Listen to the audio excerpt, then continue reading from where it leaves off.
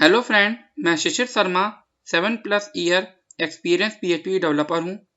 आज हम स्टार्ट करने जा रहे हैं लारावेल के कुछ और न्यू इंटरव्यू क्वेश्चन। ओके दोस्तों, स्टार्ट करते हैं।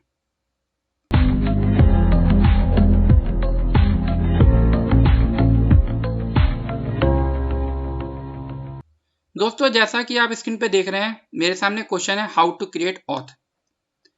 इंटरव्यू में अक्सर क्वेश्चन पूछ लिया जाता है कि लारावेल में ऑथ कैसे क्रिएट करते हैं। अगर आपसे इंटरव्यू में पूछा गया कि ऑथ क्रिएट करने की कमांड बताइए लारावेल 6 में कैसे करते हैं, तो आपको दूसरी कमांडें हैं, और लारावेल 6 से पहले वाले वर्जन में दूसरी कमांडों से क्रिएट करते हैं। अगर आपसे बोलते हैं कि हाउ टू क्रिएट ऑथ, तो आप लारावेल 6 की बता सकते हैं, क्योंकि अगर वर्जन नहीं बोला है तो आप कुछ भी बता सकते हैं। तो दोस्तों, लारावेल 6 में हमें क्या करना पड़ता है? लारावेल 6 में हमें ये 3 कमांडें रन करनी पड़ती हैं। पहले आपको यूआई वर्जन इंस्टॉल करना पड़ेगा। उसके बाद जो दूसरी कमांड है उससे आपको ऑथ इंस्टॉल किया जाएगा, और जो तीसरी कमांड है उससे डेटाबेस में टेबल क्रिएट हो जाएंगी। तो ये 3 कमांड चलानी होती हैं, तब लारावेल 6 में ऑथ इंस्टॉल होता है। और लारावेल 6 से पहले वाला जो वर्जन है, अगर उसमें आपको ऑथ इंस्टॉल करना है, तो जो आप स्क्रीन पे देख रहे हैं, बिफोर लारावेल 6 में मैंने लिखा है 2 कमांडें हैं, php आर्टिसन मेक ऑथ, इससे ऑथ क्रिएट हो जाएगा, और php आर्टिसन माइग्रेट, इससे आपकी डेटाबेस में टेबल क्रिएट हो जाएंगी। तो दोस्तों, बस ये ध्यान रखना है कि आपको कौन से वर्जन के बारे में पूछा जा रहा है, उस वर्जन के बारे में आपको आंसर देना है। दोनों मतलब इनमें वर्जन के हिसाब से ऑथ क्रिएट करने के तरीके अलग अलग हो गए हैं। Next, what is service container? दोस्तों, ये भी बहुत इंपॉर्टेंट क्वेश्चन है। ये अक्सर इंटरव्यू क्वेश्चन पूछ लिया जाता है कि लारावेल में सर्विस कंटेनर क्या होता है। और दोस्तों, सर्विस कंटेनर एक ऐसी चीज है लारावेल में जो हम लोग अक्सर यूज करते हैं, मतलब इसके यूज के बगैर कुछ हो ही नहीं सकता है सर्विस कंटेनर के बगैर। लेकिन हम लोगों का ध्यान नहीं जाता है कि आखिर सर्विस कंटेनर क्या होता है। तो दोस्तों, मैं अब आपको सर्विस कंटेनर के बारे में बताऊंगा। तो बात क्या है, चलिए सर्विस कंटेनर को बताने से पहले मैं आपको एक बात और बताऊंगा। लारावेल में आप लोग क्या करते हैं, क्लास के मेथड और उनकी प्रॉपर्टीज यूज करते हैं। लेकिन आपने लारावेल में देखा है कहीं भी आपने कोई न्यू करके ऑब्जेक्ट नहीं क्रिएट करते हैं, जबकि क्या बताया जाता है, किसी भी क्लास का कोई भी मेथड या कोई भी प्रॉपर्टी अगर आपको एक्सेस करनी है, तो पहले आपको उस क्लास का ऑब्जेक्ट बनाना पड़ेगा, और फिर ऑब्जेक्ट के थ्रू आप उसकी प्रॉपर्टीज और मेथड यूज करेंगे। लेकिन लारावेल में आप क्या करते हो, आपको ऐसा कुछ नहीं करना पड़ता है। आप सीधे सीधे जो भी क्लास आपको यूज करनी है आप उसको यूज कर लेते हो। ठीक है, तो ये सब होता कैसे है? अक्सर आपने लारावेल में कोडिंग करी होगी, यूज कर लेते हैं हम लोग, ऊपर लिख देते हैं, और सीधे क्लास के नाम से उसकी प्रॉपर्टीज हैं या उसका जो भी मेथड है हम लोग कॉल कर लेते हैं। जैसे मॉडल में अक्सर आपने देखा होगा सेव मेथड कॉल करते हैं, डेटाबेस में वैल्यू इंसर्ट हो जाती है, ऐसे बहुत सारे होते हैं। लेकिन आपने ये देखा होगा कि हमें ऑब्जेक्ट नहीं क्रिएट करना पड़ता है। तो बात ये आती है कि ये होता कैसे है। तो ये दोस्तों, ये सारी चीजें सर्विस कंटेनर से पॉसिबल होती हैं। तो अब मैं अपने मेन पॉइंट पे आता हूं, सर्विस कंटेनर पे। Service container is a powerful tool for manage class dependency and performing dependency injection. तो सबसे पहले आपको बस केवल यह समझना है अपने माइंड में कि सर्विस कंटेनर का काम होता है क्लास की डिपेंडेंसी को मैनेज करना और डिपेंडेंसी इंजेक्शन को परफॉर्म करना। मतलब सर्विस कंटेनर 2 काम करता है, आपकी क्लास की डिपेंडेंसी को मैनेज भी करता है और साथ में डिपेंडेंसी इंजेक्शन। अब जिन लोगों को ये नहीं पता है कि क्लास डिपेंडेंसी क्या होता है, उसको उन लोगों को मैं बताता हूं। Class depend on the other class is called class dependency. अगर कोई क्लास किसी दूसरी क्लास में डिपेंड है तो हम उसे कह देंगे कि क्लास डिपेंडेंसी है। सपोज मान लेते हैं मेरे पास 2 क्लास हैं, एक क्लास एबीसी है, एक XYZ है। अब एबीसी क्लास में XYZ क्लास आप यूज कर रहे हैं, तो हम क्या बोलेंगे, एबीसी क्लास XYZ पे डिपेंड है, क्योंकि एबीसी क्लास के अंदर XYZ क्लास आप यूज कर रहे हैं, तो इसको बोल देंगे क्लास डिपेंडेंसी। तो सर्विस कंटेनर क्या काम करता है, ये जो क्लास की जो डिपेंडेंसी है इसको मैनेज करने का काम करता है। दूसरा क्या है, डिपेंडेंसी इंजेक्शन। अब जिन लोग को डिपेंडेंसी इंजेक्शन नहीं पता है मैं उनको बताता हूँ।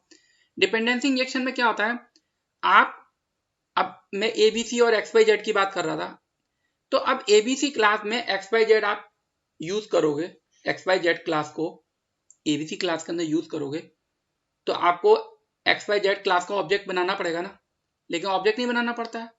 आप सीधे सीधे एबीसी क्लास के कंस्ट्रक्टर में XYZ का मतलब ऑब्जेक्ट क्रिएट कर लेते हैं, मतलब करते नहीं है, वो इंटरनली होता है, बताऊंगा कैसे होता है। मतलब कंस्ट्रक्टर के अंदर, मतलब एबीसी क्लास के कंस्ट्रक्टर के अंदर XYZ क्लास का नाम लिखते हैं और ऑब्जेक्ट पास कर देते हैं और ऑटोमेटिक क्रिएट हो जाता है। तो डिपेंडेंसी इंजेक्शन का मतलब क्या हुआ, कंस्ट्रक्टर के थ्रू आप ऑब्जेक्ट क्रिएट कर लेते हैं, इंजेक्ट कर देते हैं, इसे बोलते हैं डिपेंडेंसी इंजेक्शन। अब दोस्तों मैं आपको ये बताता हूं, एक्चुअल में आपके सामने तो इतना ही नजर आता है, लेकिन इंटरनली क्या होता है, ये रियलिटी में न्यू करके ही ऑब्जेक्ट क्रिएट होता है। अब मान लीजिए, सपोज मान लेते हैं ये जो एबीसी और XYZ क्लास है आपको यूज करनी है, तो फिर आपको कैसे आप करेंगे। देखिए अब मेरे सामने स्क्रीन है अप्लाई सर्विस कंटेनर। अब देखिए मेरे सामने क्या लिखा है, ऐप फोल्डर के अंदर, प्रोवाइडर फोल्डर के अंदर ऐप सर्विस प्रोवाइडर .php नाम की आप फाइल ओपन कर लीजिएगा। वहां आपको रजिस्टर और बूट मेथड नजर आ रहे होंगे, मतलब अधिकतर तो रजिस्टर मेथड में ही होता है। अब रजिस्टर मेथड के अंदर क्या है, मैंने आपके सामने क्या लिखा है, मतलब कहने का मतलब है जब ऐप फोल्डर के अंदर, प्रोवाइडर फोल्डर के अंदर ऐप सर्विस प्रोवाइडर .php वाली फाइल आप ओपन करेंगे तो आपको वहां पे एक रजिस्टर मेथड मिलेगा।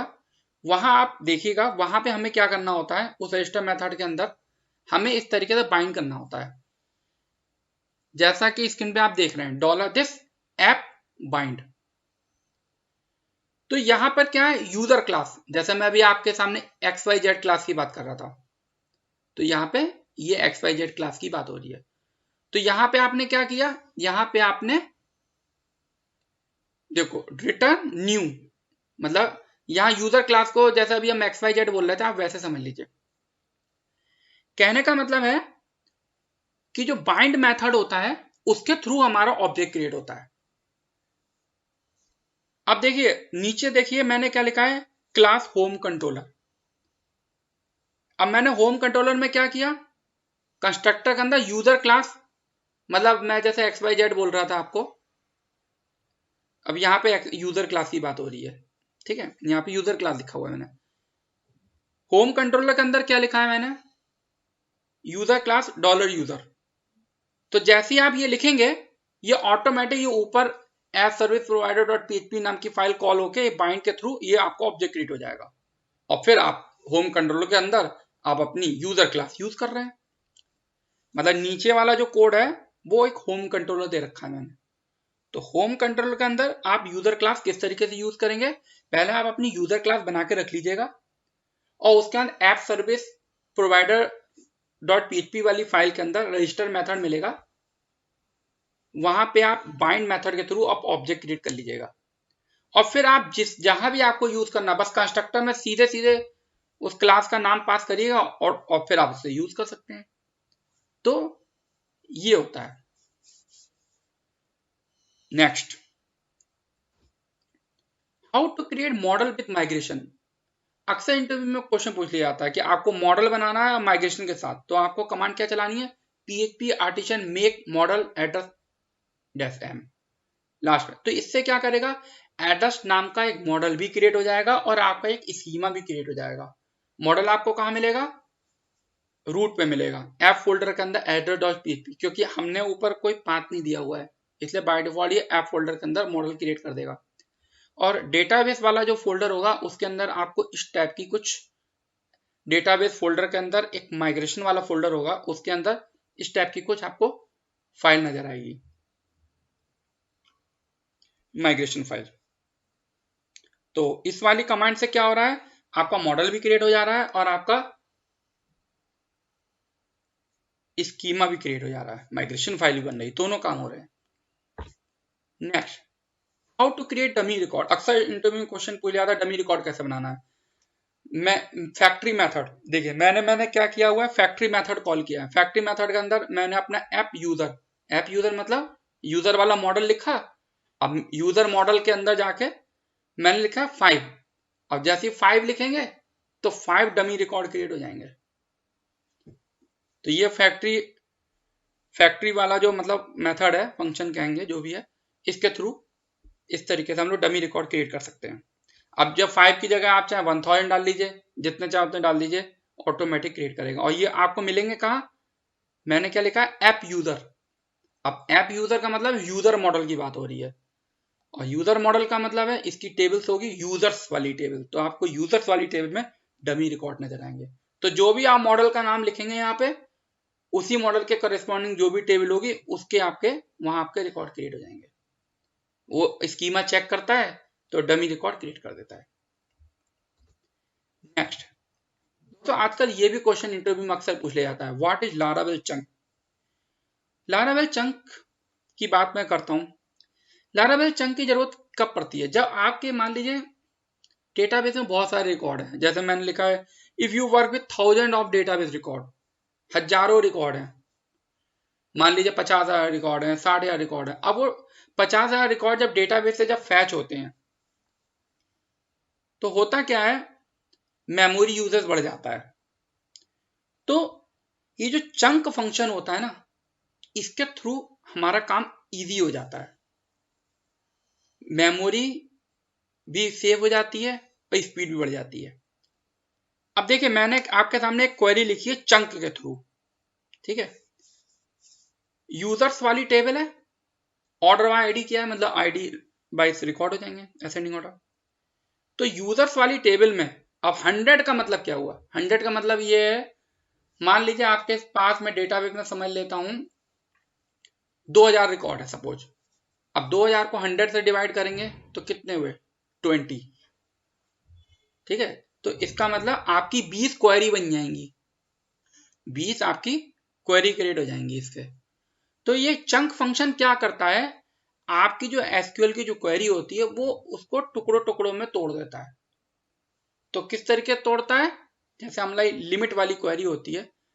अब जैसे हमने 100 लिखा है तो पहले क्या होगा, 100 रिकॉर्ड फैच होंगे 0 लोकेशन से।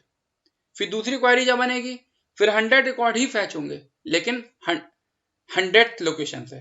फिर उसका नेक्स्ट बनेगी 100 रिकॉर्ड ही फैच होंगे लेकिन 200th। इस तरीके से 20 क्वेरी जनरेट कर लेगा। अब मान लीजिए आपके डेटाबेस में सपोज 500 रिकॉर्ड होते और आपने 100 दे दिए तो 5 क्वेरी बनेगी। मतलब डेटाबेस में जितने रिकॉर्ड हैं उससे आप ये जो 100 लिख रखा है उससे आप डिवाइड कर लीजिएगा, उतनी डेटाबेस में क्वेरी बन जाएंगी। तो ये अलग अलग क्वेरी बनने से क्या होता है, आपकी थोड़ी मेमोरी सेव हो जाती है, स्पीड अच्छी होती है और आपका आउटपुट भी अच्छा आता है। तो चंक फंक्शन का मेन काम होता है आपके क्वेरी को तोड़ना, मेमोरी को सेव करना। और दोस्तों ये सबसे ज्यादा यूजफुल तभी होता है जब आपके डेटाबेस में बहुत सारे रिकॉर्ड्स होते हैं और आपको फैच करना होता है। नेक्स्ट, कर्सर भी कुछ चंक की तरह है लेकिन कुछ ही बोल सकते हैं, पूरी तरह नहीं बोल सकते हैं। तो कर्सर भी ऐसी होता है लेकिन कर्सर चंक की तरह क्वेरी तोड़ता नहीं है।